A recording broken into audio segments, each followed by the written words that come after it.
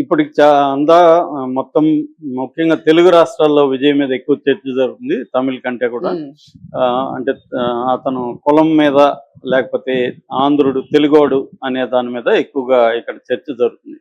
కులమేమో అతను మాదిగ అని కొంతమంది, లేదు అతను బీసీ కాబట్టి మావోడని, హ్మ్. కొంతమందేమో బ్రాహ్మిన్ అని, వాళ్ళ తల్లి బ్రాహ్మణి కాబట్టి ఇలాగా రకరకాలుగా వస్తుంది. అసలు అతని బయోగ్రఫీ ఏంటి, వాళ్ళ పూర్వీకుల పరిస్థితి ఏంటి, అతను ఏం చదువుకున్నాడు, అతని ఫ్యామిలీ బ్యాక్గ్రౌండ్ ఏంటి, అతను సినిమాలలో ఎలా మారుతూ ఎంటర్ వచ్చాడు, తర్వాత అతని వ్యక్తిగత జీవితం ఏంటి, ఈ విషయాల గురించి మనం క్లుప్తంగా చెప్పుకుందాం. సో వాళ్ళ నాన్న పేరు మనకి తెలుసు, ఎస్ఏ చంద్రశేఖర్. ఎస్ఏ అంటే సేనాపతి ఆల్బర్ట్ చంద్రశేఖర్, ఎస్ఏసి అని అంటుంటారు తమిళ్లో. డైరెక్టర్ ఎస్ఏసి అంటే అందరికి తెలుసు అనమాట. సో ఈ సేనాపతి ఆల్బర్ట్ చంద్రశేఖర్ అంటే మామూలుగా తమిళోళ్ళు వాళ్ళ నాన్న పేరు ముందుగానే వెనక్గానే పెట్టుకుంటుంటారు. అలాగా ఈ చంద్రశేఖర్ వాళ్ళ నాన్న పేరు సేనాపతి పిల్లై అని అంటున్నారు. ఈ సేనాపతి పిల్లైది శ్రీలంక. అక్కడి నుంచి వాళ్ళు రామనాథపురం జిల్లా రామేశ్వరం దగ్గరలో ఉన్న తంగచెమడం అనే ఒక స్మాల్ టౌన్కి వలస వచ్చారు. అక్కడ ఇతను పుట్టాడు. సో ఇతను క్రిస్టియన్ గానే పెరిగాడు. ఎవరు? చంద్రశేఖర్. కేథలిక్ క్రిస్టియన్ అతను అనమాట. అంటే క్రిస్టియానిటీలో కూడా రకరకాలు ఉంటారు కదా, బేసిక్ గా కేథలిక్ క్రిస్టియన్. సో ఇతను క్రిస్టియన్ గానే పెరిగాడు. పెరిగిన తర్వాత ఇతనికి సినిమా ఇంట్రెస్ట్ వచ్చి చెన్నైకి వచ్చాడు. చెన్నైలో ఇతనికి పెద్ద డబ్బులు ఉండేది కాదు. ఒక ప్లాట్ఫామ్ మీద పడుకునేవాడు. అక్కడ ఇక్కడ చిన్న చిన్న హోటళ్లలో క్లీనింగ్ కానీ లేకపోతే టీ షాపుల్లో పనిచేయడం ఇవన్నీ చేసేవాడు. అతను ఒక ఇంటర్వ్యూలో కూడా ఆ ఇంటర్వ్యూ అతన్ని తీసుకెళ్ళాడు ఆ ప్లేస్. తీసుకెళ్లి ఇక్కడే నేను పడుకుంది ప్లాట్ఫామ్ అని ప్లాట్ఫామ్ చూపించి అక్కడ కన్నీళ్లు కూడా పెట్టుకున్నాడు. నా జ్ఞాపకాలు తలుచుకొని కన్నీళ్లు పెట్టుకున్నాడు. బయట తిరిగితే కూడా నన్ను ఇప్పుడు పెద్దగా గుర్తుపట్టరంటే అప్పుడే ఒక ఆవిడ వచ్చి, సార్ మీరు సెల్ఫీ తీసుకుంటానంటే చాలా ఆనందించాడు.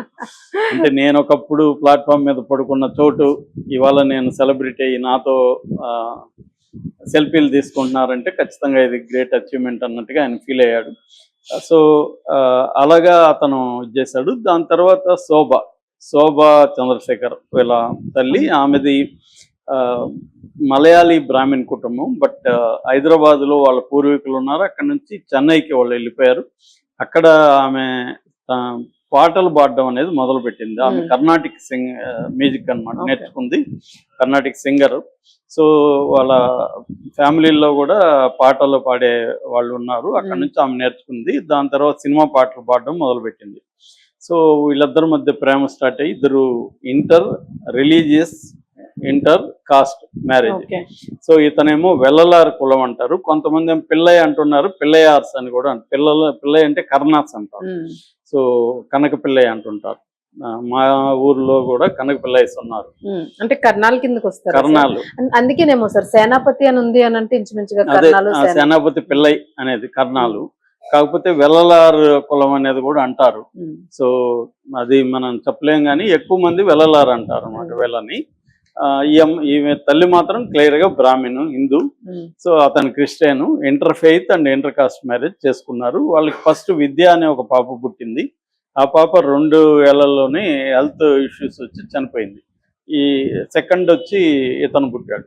అంటే విద్యా చంద్రశేఖర్, విద్య అని పేరు పెట్టారు. రెండో అతనికి విజయ్ అని పేరు పెట్టారు. ఇతనికి చిన్నప్పటి నుంచి కూడా చంద్రశేఖర్కి విజయ్ అనే పేరు ఇష్టం.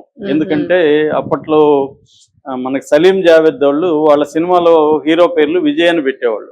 అమితాబ్ బచ్చన్కి విజయ్ అనేది ఎక్కువగా ఉంటది అనమాట. అలాగా ఇతనికి కూడా తన సినిమాలో పేర్లు కూడా విజయ్ అని పెట్టేవాడు. ఫస్ట్ విజయ్ నటించిన సినిమా పేరు కూడా వెట్రి అంటే విజయం అనమాట, సక్సెస్. సో అలాగా వీళ్ళ నాన్న ఇతనికి విజయ్ అనే పేరు పెట్టాడు. దాంతో పాటు జోసెఫ్ అనేది చేర్చారు. జోసెఫ్ విజయ్ చంద్రశేఖర్ ఇది అనమాట అతని పూర్తి పేరు. 74లో జూన్ 22వ తేదీ చెన్నైలో పుట్టాడు అనమాట. సో దీని తర్వాత ఇతన్ని పాప చనిపోయినాక ఈ చిన్నప్పటి నుంచే కూడా విజయ్ అక్క అంటే బాగా ఇష్టం ఉండేది.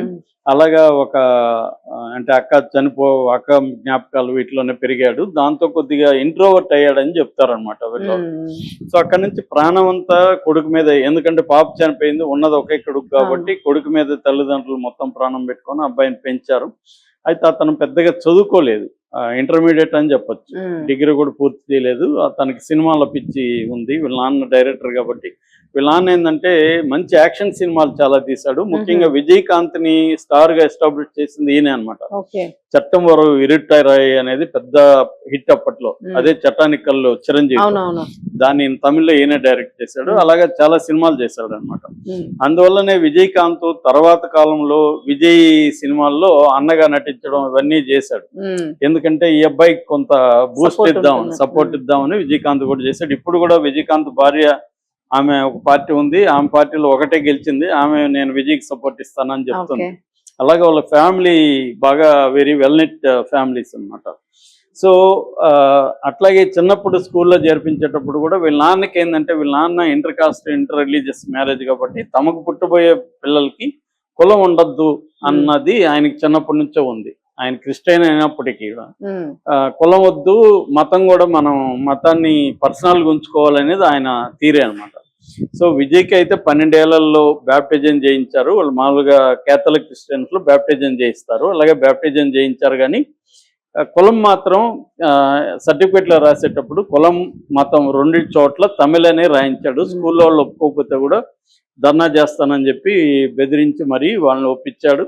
అప్పటి నుంచి ఇతని సర్టిఫికేట్లన్నింటిలో కూడా ఇప్పటికి కూడా తమిళనే ఉంటుంది. విజయ్ సర్టిఫికేట్లో కులం ఉండదు. మతం మాత్రం ఓటర్ కార్డు వీటిలన్నిటిలో క్రిస్టియన్ అనే ఉంటుంది. సో అతను విజయ్ క్రిస్టియను, కాస్ట్ లెస్, కులం లెస్, కులం లేని వ్యక్తిగా మనం చెప్పుకోవచ్చు అఫీషియల్ రికార్డ్స్ లో.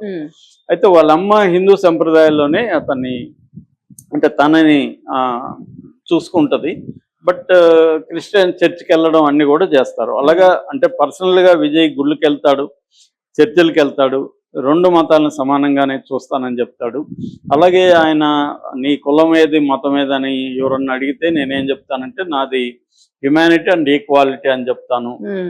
అంటే మానవత్వం సమానత్వమే నా కుల మతాలు. పర్సనల్ గా నేను క్రిస్టియన్ అయినప్పటికీ అనేది ఆయన చాలాసార్లు చెప్పాడు. ఆయన పెళ్లి చేసుకున్న సంగీత స్వర్ణలింగం కూడా హిందూ అమ్మాయి. వాళ్ళ పెళ్లి కూడా అక్కడ రాజా ముత్తయ్య మండరం అంటారు. ఆ రాజా ముత్తయ్య హాల్లో వాళ్ళకిద్దరికి హిందూ అండ్ క్రిస్టియన్ సంప్రదాయాలు రెండిట్లోనూ పెళ్లి చేసుకున్నారు, ఇద్దరిని గౌరవించాలని చెప్పి. సో అలాగా విజయ్ వాళ్ళ నాన్న అమ్మ వాళ్ళ ఇన్స్పిరేషన్ అనేది విజయ్ మీద ఇన్ఫ్లుయెన్స్ అనేది చాలా బలంగా ఉంది. ఫస్ట్ 4 హిట్ సినిమాలకి వాళ్ళ అమ్మాయి కథ రాసింది. సో అట్లాగా అంటే ఇతన్ని జాగ్రత్తగా కెరీర్ ని ఎస్టాబ్లిష్ చేయడానికి తల్లిదండ్రులే ప్లాన్ చేసుకుంటూ వచ్చారు. అందుకనే విజయ్ అమ్మ నాన్న అంటే చాలా ఇష్టం. అలాంటి అతను వాళ్ళ మీద కేసు వేసాడు ఒకసారి వాళ్ళ నాన్న మీద కోర్టులో, అది కూడా చెప్తాను నేను. సో అట్లా పెంచుకుంటూ వచ్చారనమాట. అందుకని ఇతన్ని చైల్డ్ ఆర్టిస్ట్ గా 10 ఏళ్ల వయసు ఉన్నప్పుడే వెట్రి అనే సినిమాలో చైల్డ్ క్యారెక్టర్ ఇచ్చారు. అక్కడ నుంచి చైల్డ్ ఆర్టిస్ట్ కి ఎదిగాడు. మనకి ఈ కాంటెక్స్ట్ లో ఫోటో ఇప్పుడు వైరల్ అవుతుంది. కరుణానిధి వెనక నిలబడి ఉన్నాడు. ఆర్జీవి కూడా ట్వీట్ చేశాడు, కరుణానిధి అనుకోనుడు తన వెనక నిలబడిన పిల్లవాడే డిఎంకేని నాశనం చేసేస్తాడని ఎప్పుడు ఆయన ఊహించున్నాడని కూడా వచ్చింది. సో అలాగే వీళ్ళ నాన్న ఉన్నప్పుడు అతను సినిమాల్లో ఉండడం అవన్నీ ఇష్టం. కాకపోతే ఎప్పుడు కూడా ఇతను రాజకీయాల్లోకి రావాలనుకోలేదు విజయ్. ఎందుకంటే అతనికి పబ్లిక్ లోకి ఎక్కువ మందిలోకి వెళ్ళడం అదంతా కొద్దిగా ఇంట్రోవర్ట్ లక్షణాలు ఉంటాయి. సో తక్కువ మాట్లాడడం, జనంలోకి ఎక్కువ కలవకపోవడం అటువంటివి విజయ్కి లక్షణాలు ఉన్నాయి. అందుకనే తన వైఫ్ గాని తనకి 2 పిల్లలు యాక్చువల్ గా జేసన్ సంజయ్ ఒక అబ్బాయి 2000 సంవత్సరంలో పుట్టాడు. అబ్బాయికి ఇప్పుడు 26 ఏళ్ళు. నిజానికి విజయ్ చూస్తే 26 ఏళ్ళ కొడుకున్నాడు అని అనుకో. అట్లాగే దివ్యాశాష 2005లో పుట్టింది. సో భార్యతో బాగానే ఉండేవాడు 27 ఏళ్ళుగా. ఎందుకంటే ఆమె స్వర్ణలింగం అనే ఒక శ్రీలంక బిజినెస్ మ్యాన్ కూతురు, బట్ సెటిల్డ్ ఇన్ లండన్. వీళ్ళది పువ్వే వణుకా గాని 2000 కాదు 1996 లో రిలీజ్ అయ్యి హిట్ అయింది. ఉమ్, ఆ సినిమా అప్పుడు ఆమె వచ్చి అభినందిద్దామని వచ్చింది. వచ్చి షూటింగ్ల దగ్గరికి వచ్చి నిలబడ్డాం అవన్నీ చూస్తే ఎవరు ఈమె అనుకున్నప్పుడు, నేను ఇట్లా మీ ఫ్యాన్ సార్, నేను లండన్ నుంచి వచ్చాను, చిన్నప్పటి నుంచి ఫ్యాను, ఓన్లీ మిమ్మల్ని అభినందించడానికే లండన్ నుంచి వచ్చానంటే ఇతను షాక్ అయ్యాడు. ఉమ్, అట్లా ఆమె బ్యాక్గ్రౌండ్ అవన్నీ అడిగాడు. సో బిజినెస్ ఇవన్నీ చెప్తే ఇంట్లో వాళ్ళకి పరిచయం, ఇంటికి రమ్మన్నాడు, ఇంట్లో వాళ్ళకి పరిచయం అయింది. అట్లా ఇంట్లో వాళ్ళు నచ్చింది ఆ అమ్మాయి. సరే వాళ్ళే సజెస్ట్ చేశారు అమ్మనాన్ని, ఈ అమ్మాయిని పెళ్లి చేసుకోవచ్చు కదరా అని. అలాగా ఇతనికి కూడా ఫ్రెండ్షిప్ ఏర్పడి పెద్దవాళ్ళ దీంతో పెళ్లి చేసుకున్నాడు. సో అట్లా ఉండి బట్ వీళ్ళిద్దరి మధ్య గ్యాప్ అయితే వచ్చింది కొంతకాలం తర్వాత. విజయ్ త్రిష పట్ల అట్రాక్ట్ కావడం 2000 అంటే గిల్లీ టైం నుంచే వీళ్ళిద్దరి మధ్య అఫేర్ స్టార్ట్ అయిందని చెప్తారు. అంటే గిల్లీ, ఆది, తిరుపాచి, తర్వాత కురివి, లియో ఈ సినిమాల్లో ఆమె చేసింది అనమాట. ఉమ్, సో ఈ గిల్లీ పెద్ద హిట్, వాళ్ళిద్దరు పేరు కూడా విపరీతంగా పాపులర్ అయింది.